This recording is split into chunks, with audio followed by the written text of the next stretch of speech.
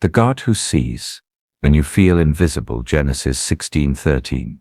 There are days when we walk through the noise and movement of the world, yet feel a quiet emptiness rising inside us. The sound of traffic, the laughter of others, the glow of 1,000 screens, none of it seems to reach the hollow place within. We smile, we work, we post updates like everyone else. But somewhere deep in the soul, a whisper lingers. No one really sees me. We send small signals of pain. A tired smile, a text that says more than it seems, a silence that hopes someone will ask. Yet most of the time, the world stays silent. And in that silence we begin to wonder, does anyone notice the ache I carry? Does anyone still see me? This feeling of being invisible isn't just sadness. It's a slow rain that soaks through the soul, dimming its colors. Some live their whole lives beneath it. The single mother, awake at 2. The man fell holding her child while tears fall unseen. The young man far from home hiding his loneliness behind a polite voice. The friend who laughs loudly, but whose smile doesn't reach. The eyes, we breathe, we move, we exist, yet it feels like we are fading from the world to sight. And sometimes, in the stillness, we begin to fear that even God has gone quiet. But there is an old story, a story about a woman who felt just like that. Her name was Hagar. She was a servant, used and forgotten, cast away into the desert while carrying a child she never asked for. She ran from pain, from rejection, from a life that had stripped her of dignity. In that vast wilderness, heat burning her skin, wind biting her face, despair crushing her heart, she believed she was utterly unseen. But there, in the middle of nowhere, God found her. The book of Genesis tells us that as she rested beside a spring of water, too weary to go on, an angel of the Lord came near and spoke her name. Hagar, where have you come from? And where are you going? It was a question that pierced the silence. For the first time in a long time, someone called her by her real name. Not slave, not Egyptian woman, not problem. Her name. In that single moment, her existence was restored. She was no longer invisible. She was seen, known, loved, and she uttered one of the most beautiful revelations ever spoken in Scripture. You are the God who sees me, Roy. From that moment, the story of humanity gained a truth that has never faded. No one is ever truly unseen by God. Even when we're pushed aside, even when others turn away, when we lose our way, His eyes never leave us. But God's gaze is not like the world's gaze. It doesn't analyze, compare, or condemn. Eyes are filled with compassion, with mercy, with knowing. He sees every tear before it falls, hears every cry before it's spoken, understands the parts of us we hide. He sees the fears we never voice, the wounds we pretend have healed, the quiet dreams we bury under routine. Hagar's story is not just ancient history.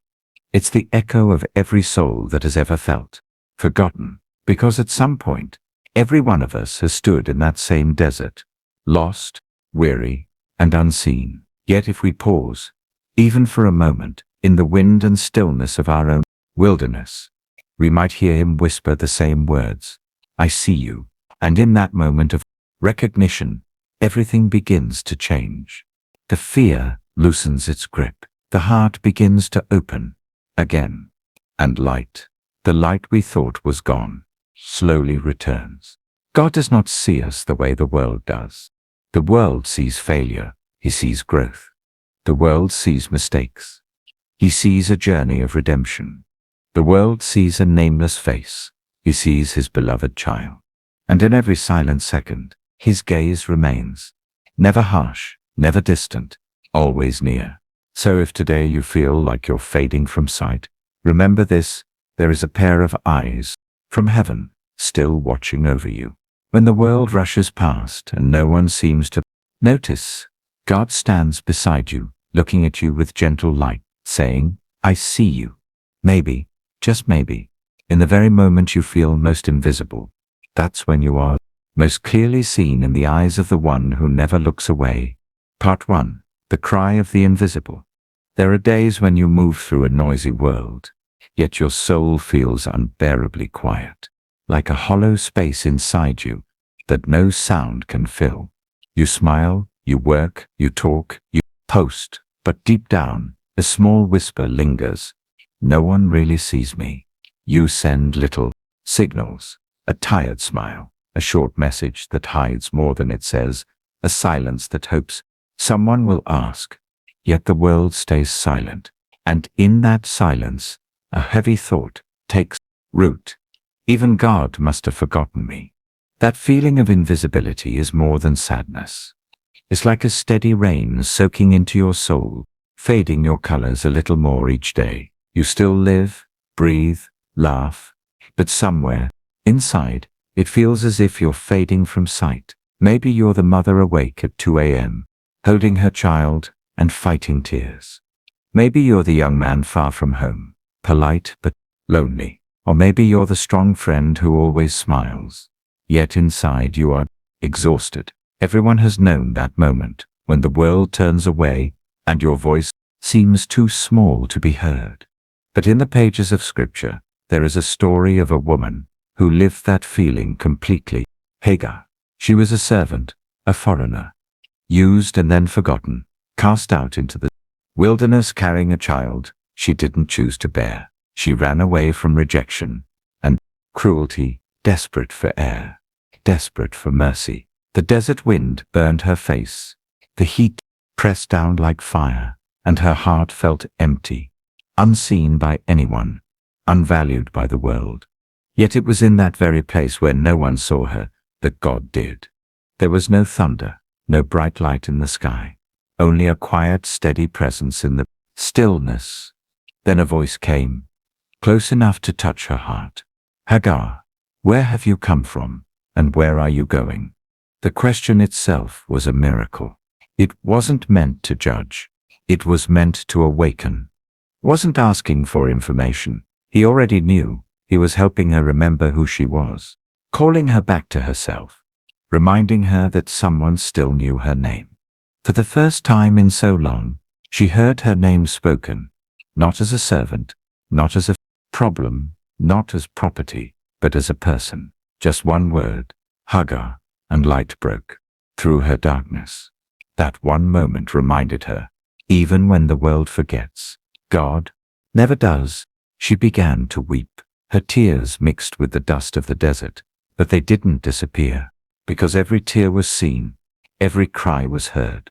God didn't erase her pain, but he gave her something even greater, a promise. I will greatly multiply your descendants, he said, so that they will be too many to count. From being cast aside, Hagar was chosen. From being nameless, she was given purpose. Didn't just comfort her, he restored her. And there beside that lonely spring, she whispered words that would echo through generations. You are the God who sees me, El Roy. That was the moment her heart was reborn. To be seen by God was not to be noticed, was to be loved. His gaze didn't condemn her. It understood her. It saw every fear, wound, every dream she'd buried under pain. And in that seeing, she began to live again. Hagar's story is not just an ancient memory. It is the story of every soul who has ever felt invisible. Maybe you're still smiling through the day, trying to stay strong, pretending you're fine, yet deep inside, you're yearning for someone who truly understands. And in that hidden place, God is whispering the same words he spoke to Hagar. I see you. God does not see you as the world does. He doesn't measure you by achievements or failures. His eyes are full of compassion, not comparison. He sees the pain you hide and the strength you don't know you have. He sees the battles you fight in silence, the courage it takes just to keep breathing. To be seen by God doesn't mean your pain disappears. It means it matters. Now you are seen. Even the hardest night becomes bearable, because you realize you are not walking through it alone. That's what changed Hagar's life. The desert didn't end that day, but her heart did. She rose from the dust with a new strength, not because her situation had changed, but because her Identity had. She was no longer the forgotten one. She was the woman seen by God. The wilderness was no longer a place of exile. It became a place of encounter. Learned that God is not only the Almighty in the heavens, but the friend who kneels beside the persecutor vary. He is not only the God of miracles, but the God who listens. And when you understand that, everything changes. You stop shouting to be noticed. Stop chasing approval. You stop trying to earn what's already been given. You begin to rest in His gaze, because His eyes do not only see you where you are, they see who you are becoming. Sees not just the broken parts of your story, but the beauty that will rise from them. Maybe you're standing in your own wilderness now, a season of exhaustion, loss, or waiting. Maybe it feels like no one understands. But even here, even now, the voice of heaven is whispering softly above the wind. My child, I see you. And when you hear that voice, even if nothing around you changes, something inside you will, because being seen by God doesn't just draw attention, it awakens life. Part 2. The encounter in the wilderness. The wilderness is never a place we choose. It's where we end up when everything we tried to hold together finally falls apart. When life strips away the familiar, the comfortable, known. It's where strength runs out. Words fade and all that's left is silence. That's where Hagar found herself, alone, unwanted and unseen. Yet it was there, in that silence, that heaven began to speak. She had run as far as her weary feet could carry her. The sun burned her skin, and the endless stretch of sand mocked her hope. No one was coming to rescue her. No one even knew where she was. The pain wasn't just in her body. It was in her heart. Every step whispered rejection. Every breath carried the echo of unwanted. But then something shifted near a spring of water in the desert.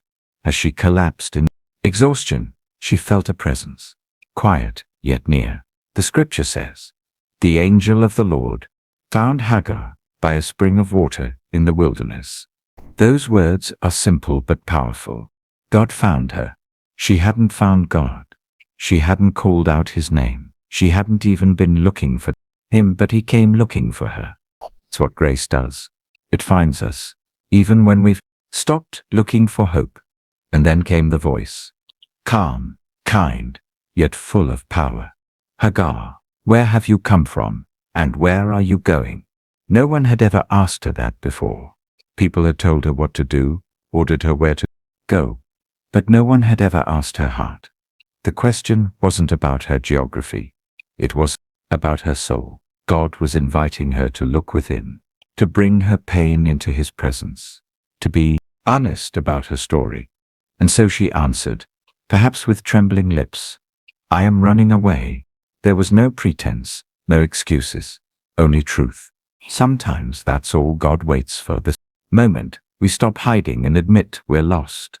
And when we do, He doesn't scold, He remains and restores. The angel's next words were both strange and sacred.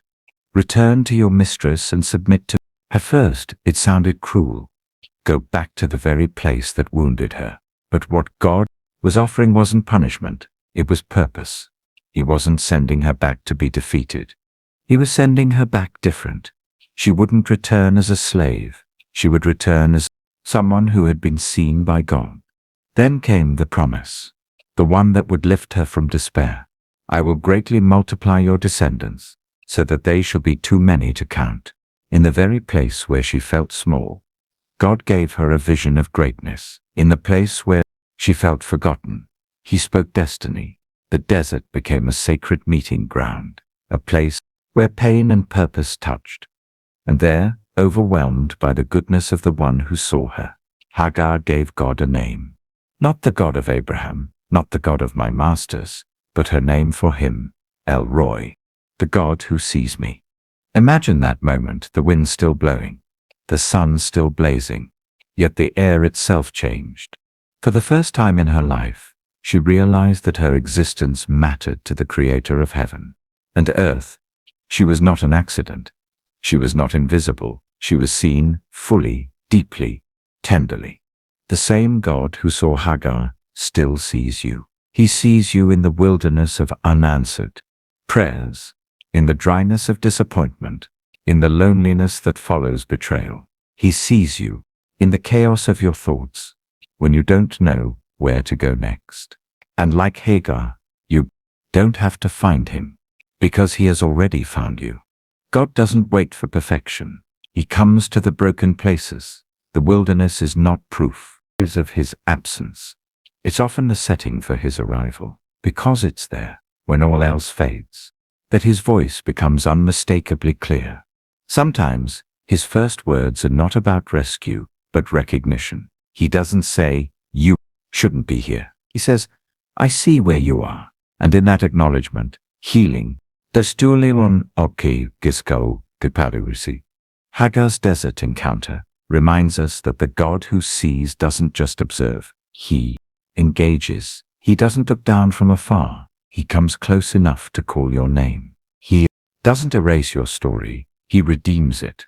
And perhaps that's what the wilderness truly is. Not punishment, but invitation. A place stripped of noise so that the whisper of God can finally be heard. A place where your brokenness becomes the doorway for grace to enter. Hagar left that spring with more than a promise. She left with identity. She walked away, still in the desert. But she carried something new, the certainty that she was seen, loved, and chosen. The road ahead was still hard, but the silence had been broken. The God who saw her would walk with her. And so, when you find yourself in your own wilderness, when the days blur together and prayers feel unanswered, remember Hagar's spring. Remember the God who met her there.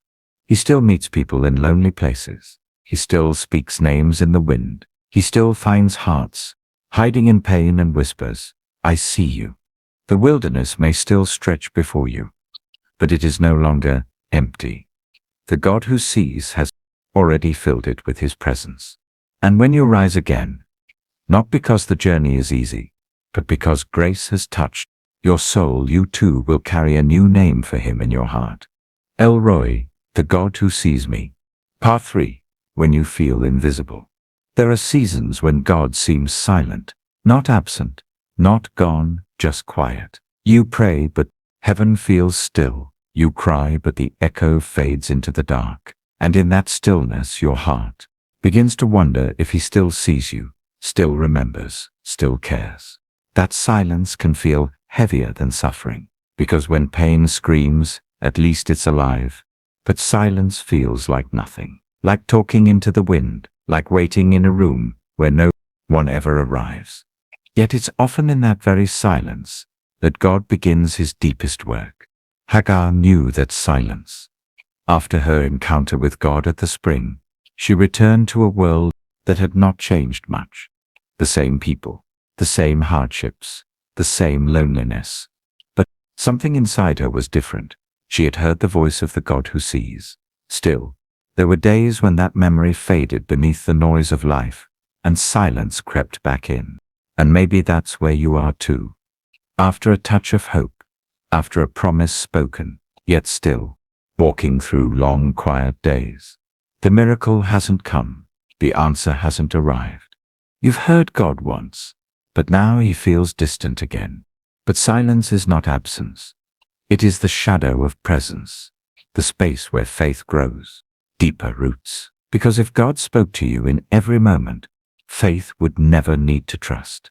Silence trains the heart to listen beyond the noise, to sense what eyes cannot see and ears cannot hear. In the silence, Hagar learned to remember. Every time she felt forgotten, she could return in her heart to that spring in the wilderness, the place where God found her.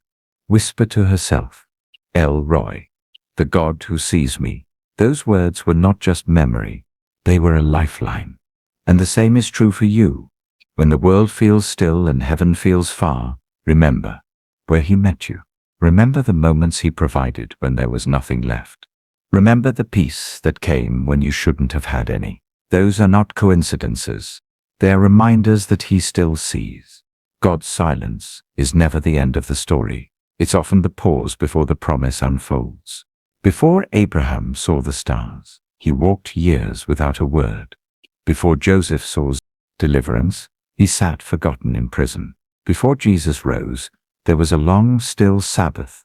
Between the cross and the dawn, heaven may be quiet, but it is never empty. In that quiet, something holy happens. Faith stops relying on feelings and begins resting in truth. You may not hear God, but He is still writing your story. You may not see Him, but His eyes have never left you. His silence is not distance. It is discipline for your soul to remember who you belong to. Sometimes we think faith means constant clarity, always knowing what God is doing. Real faith is often learned in the fog. It's when you can't see the road and still keep walking. When you don't feel the warmth of His presence but still whisper, "I trust you." It's not easy. Faith never is. Hagar likely had nights when fear returned, when doubt whispered. Maybe that moment with God was just a dream. But faith grows not in certainty, but in choosing to believe even when nothing feels certain. The God who met Hagar by the spring is the same God who meets you in the silence. May not hear Him speak your name aloud, but He is still calling you to look up, because His gaze hasn't turned away, is just drawing you deeper. When everything around you feels still, that is often the moment God is reshaping you from within, like the seed buried underground. Life begins in the dark before it ever breaks into the light. The silence is not a grave. It's the soil of transformation. And while you wait, heaven is not idle. Angels move quietly, doors shift slowly, grace grows invisibly. The stillness is sacred because it's where God builds what time will one day reveal.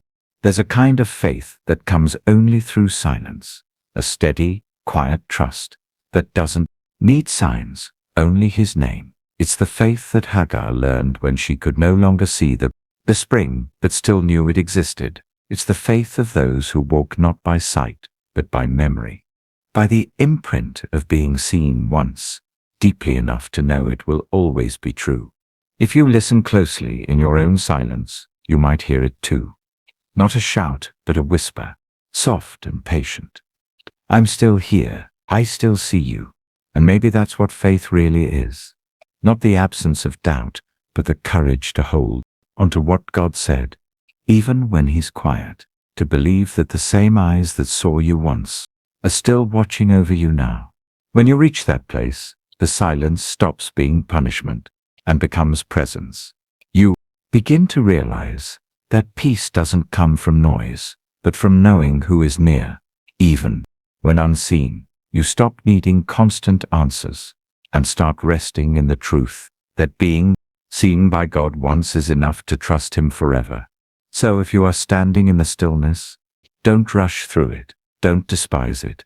Let it become holy ground. Let it teach you how to breathe again, how to listen, how to trust. Because silence is not the absence of God. It is the space where His love goes deeper, beyond sight, beyond sound, into the quiet chambers of your soul, where faith learns to say, even here, He sees me. And when the dawn comes, because it always will, you'll look back on this silence, not as a void, but as the place where your heart learned to truly see the one who never stopped seeing you. Part 4. The healing that begins when you are seen.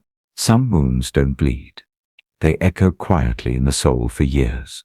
People look at you and think you're fine, that you've moved on, that the past has faded. But deep inside, there are still shadows, places untouched by human comfort, where tears have dried but pain still lingers, where the heart still whispers, "Am I really worth loving?" And it's there, in those unseen places, that God's healing begins. Healing is not forgetting. It is not erasing what hurt you. Healing happens when you can look back and no longer tremble, when memory remains, but no longer controls you. It's the moment when you stop hiding your scars behind strength and can finally say with quiet confidence, God was there with me. Because true healing does not come from the disappearance of pain. It comes from knowing that you were seen in the midst of it. When Hagar heard God call her name, The first thing he gave her was not a miracle. It was a gaze that pierced through everything others had ignored. The humiliation of being used, the fear of abandonment, the despair of running through the desert. Moment healing began, not because her problems vanished, but because she realized, I am known, I am understood, I am loved, completely without pretending. To be seen, that is what every human heart longs for, even from childhood. When we fall, we don't need explanations, we need someone to kneel beside us, touch the wound and say, I see you. That's the language of healing.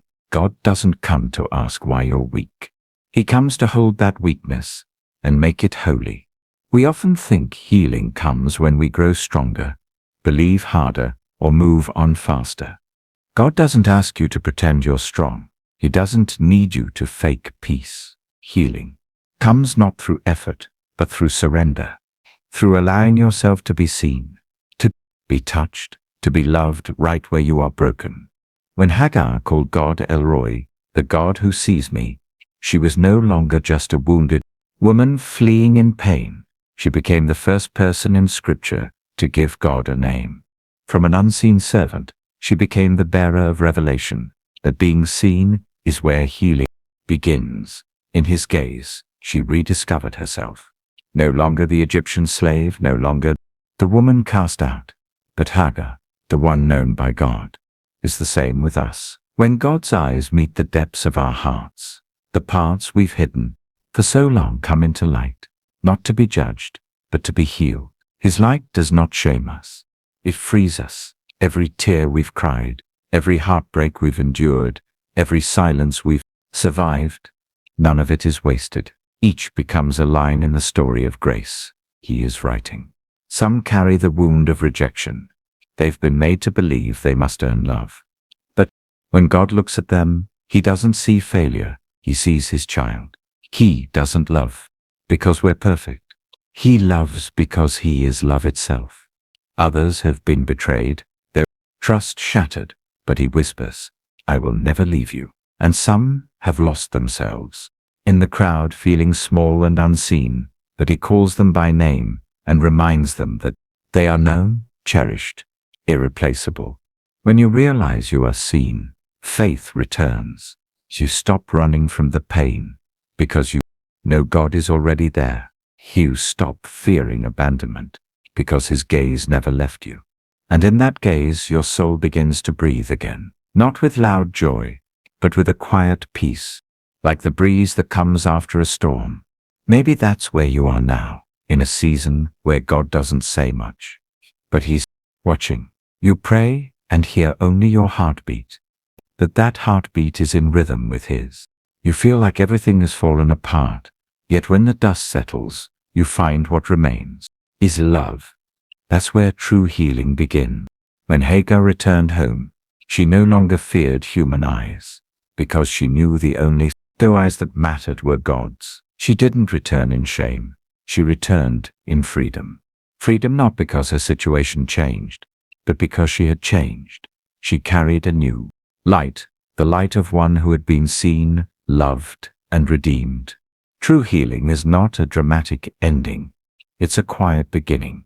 It's the morning after the tears, when you look in the mirror and no longer see a victim, but someone being made new by grace. It's when you smile, not because everything is perfect, but because you know that God is still here, still seeing, still loving.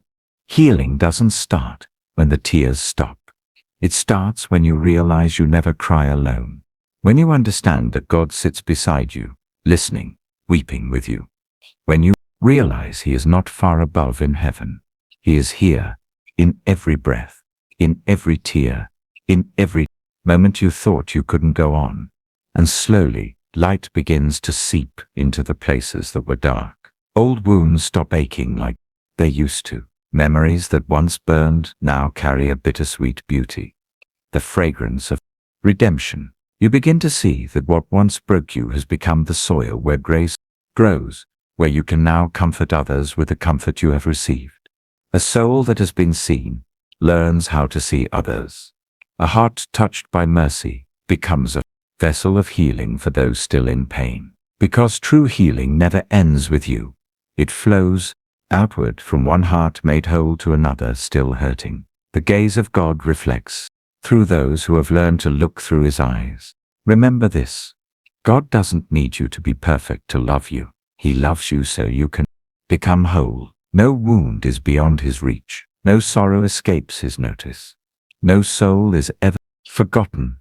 You may not see the full picture of healing yet, but if you can feel his gaze, gentle, patient, unwavering, then you are already walking the path of restoration. And one day, when you look back, you'll see those tears watered new life. That wilderness, say, became holy ground. That collapse became the beginning of your becoming. And you will whisper, with quiet awe and gratitude, "You saw me, and in your gaze, I was healed." Part 5. Living as one who is seen. There comes a moment, after the pain, after the tears, when the soul begins to rise again, quietly, gently, like dawn returning after a long night. You no longer live as someone waiting to be noticed, but as someone who knows they already are. The weight of proving yourself falls away, and in its place comes peace, a quiet strength that says, "I am seen by God, and that is enough." To live as one who is seen is not to live a life free of pain or loneliness. It is to walk through them differently, with eyes lifted, heart steady, and a presence that glows with the quiet assurance of divine love. You no longer chase the world's approval. You begin to move with the rhythm of grace. You no longer search for validation in people's eyes, because you've already been found in the gaze of heaven.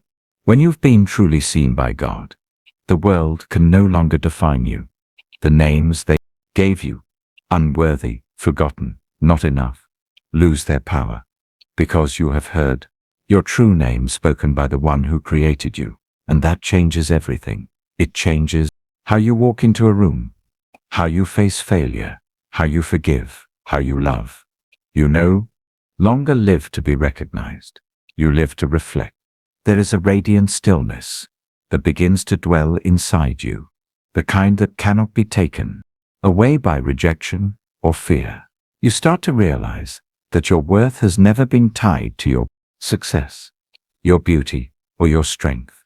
It was never in what you could do. It has always been in who you belong to. When God sees you, he doesn't just observe your life. He calls forth your purpose. His gaze awakens what the world has tried to bury. You may still walk through deserts, but they no longer terrify you. You may still face storms, but you face them differently, not as a victim, but as a vessel. Because once you know that you are seen by God, even pain becomes sacred ground. The tears you shed are no longer signs of weakness, but seeds of faith. The waiting you endure is no longer wasted time, but the soil where trust grows. Hagar's story did not end at the spring where she met God. She went on to raise her son, to survive, to keep walking through the wilderness. But she walked differently now. She carried in her spirit the memory of the gaze that had found her, a gaze that would follow her. Wherever she went, every time she felt invisible again, she could whisper, "El Roy, the God who sees me, is still here." To live as one who is seen means to live with open hands, not clutching for control, not clinging to appearances, but trusting that even when life feels uncertain, God's eyes never look away. It means waking each morning with the quiet courage to believe that your story still matters, even if no one applauds it. It means choosing to love others, not to earn attention, but because you've been loved beyond measure. There is something profoundly beautiful about people who have been seen by God. You can recognize them. Their presence feels like peace. They listen without rushing. They look at others the way God looked at them, deeply, tenderly, without judgment. Their words carry weight, not because they shout, but because they've learned the language of stillness. They've been healed by compassion, and now they offer it freely. When you live as one who is seen, you begin to see differently. You start noticing those the world overlooks, the quiet ones, the weary ones, the broken ones. You begin to see with the eyes of mercy, because you remember what it felt like to be unseen. You don't need to fix everyone's pain, because you understand that sometimes the holiest thing you can do is simply be there, to look into someone's eyes and let them know you are seen too. That's what happens when divine love transforms a soul. It doesn't end with you. The gaze that healed you becomes the gaze that flows through you. You become part of God's way of seeing the world. Each act of kindness, each word of encouragement, each gentle smile becomes an echo of His presence, a reminder that no one is ever truly invisible. Living as one who is seen also means walking in freedom. You stop being afraid of what others think. You stop shrinking to fit expectations. You begin to move with quiet confidence, because you know that your identity is not fragile. It's rooted in eternity. Realize you were never created to blend into the background. You were created to bear His image, to carry His light, to reflect His heart. And even when darkness presses close, you no longer despair, because now you understand. God's gaze is not limited by shadows. He sees through them. He walks with you through. His light does not erase the night, it transforms it. The one who lives under that light learns that peace is not the absence of storms, but the awareness of presence within them. You begin to live not from fear, but from fullness, not seeking love, but giving it, not trying to be seen, but choosing to see. And in doing so, you participate in the rhythm of heaven, the endless exchange of love that begins in God's heart and flows through those who let themselves be known by Him. One day, perhaps, you'll find yourself sitting beside someone who feels the way you once did, invisible, forgotten, weary, and you'll recognize the look in their eyes. You'll remember your own wilderness, your own tears, your own spring where God met you, and instead of giving them a sermon, you'll give them your gaze, steady, kind, full of the love that once found you. You'll tell them, gently, He sees you. And that moment, that simple truth, may be the beginning of their healing too. To live as one who is seen is to walk through life as a living testimony that even in a world obsessed with visibility, being known by God is enough. It is to breathe grace instead of striving, to carry peace instead of pressure, to live not to impress, but to bless. And maybe this is the quiet miracle, that after all your searching, you found what you were longing for all along, not a spotlight, but an embrace, not attention, but communion, not a crowd's gaze, but the steady, eternal gaze of the one who never looks away.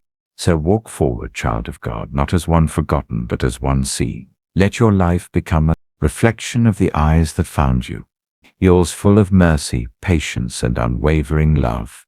Let your story shine not with perfection, but with presence. And when the day feels heavy again, when shadows fall and doubts whisper, lift your heart and remember you are still seen, still loved, still known by name. For the God who saw Hagar in the wilderness sees you still, and will see you always. Part 6 Conclusion. El Roi, the God who still sees. Some stories don't end with a grand miracle or a thunderous triumph. They end with something quieter, something eternal. A gaze. Hagar's story ends this way. There in the silence of the wilderness, when she had nothing left but her tears, God looked upon her, and that single act of seeing changed everything. From an abandoned servant to a woman known by name, Hagar became the first to give God a name in Scripture, El Roi, the God who sees me. It was not a title of theology, but of intimacy. It came from the heart of someone who had been invisible for too long, and finally realized, I am seen, I am known, I am loved. And El Roi still sees today. He sees the quiet tears that no one else notices. He sees the sleepless nights, the prayers whispered into the dark, the effort you give that goes unrecognized. He sees the wounds you hide, the dreams you're afraid to speak aloud, and He doesn't look away. His gaze is not distant or cold. It is tender, full of compassion, full of the understanding. The world sees your surface. God sees your soul. He sees not your failure, but your fight. Your mistakes, but your longing to stand again. Not the labels others give you, but the beauty He placed within you. To be seen by Him is not to be exposed. It is to be embraced. Sometimes we think we must do something remarkable to capture God's attention, but Hagar teaches us that God comes to where we are, even in the wilderness. Not in palaces, not in crowds, but in the lonely, dusty places, where no one else would think to look. It is there, in the silence, that His presence becomes most real. And He still comes today. He comes into your quiet, into your ache, into the hidden corners of your heart. He sits beside you and says softly, "You are not invisible. I see you." When those words sink deep into your spirit, something shifts. The weight you've carried begins to lift. The fear that once whispered, "You are forgotten," loses its power. Because when you are seen by God, you are never forgotten again. You can walk through deserts and storms and still know peace, not because the path is easy, but because His eyes never leave you. There will still be days when you wonder where He is, nights when you can't feel Him. Remember, El Roi never blinks, never turns away, never forgets. He sees where you are and where you're going. He sees the tears of today and the strength they're planting for tomorrow. Hagar's story reminds us that the God who saw her in the wilderness is the same God who sees us now. The same gaze that found her beneath the burning sun still rests on you in the middle of your own desert. He sees not only your pain, but your purpose. Not only your breaking, but your becoming. And when you let that truth take root, everything changes. The desert becomes a sacred place. The tears become prayers. The loneliness becomes a meeting ground for love. So if today you feel unseen, unheard, unworthy, pause, take a breath, and let heaven whisper once more, "I see you. I have always seen you." And when you believe it, even for a moment, your soul will know peace. Because once the gaze of God has touched your life, you can never be invisible again.